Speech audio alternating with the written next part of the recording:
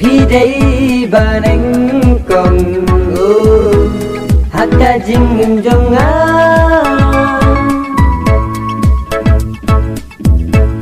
ngàn ý hăng ya phi ba i ba ro sirta ngàn ý hăng ya phi ba i ba ro sirta Hãy subscribe cho kênh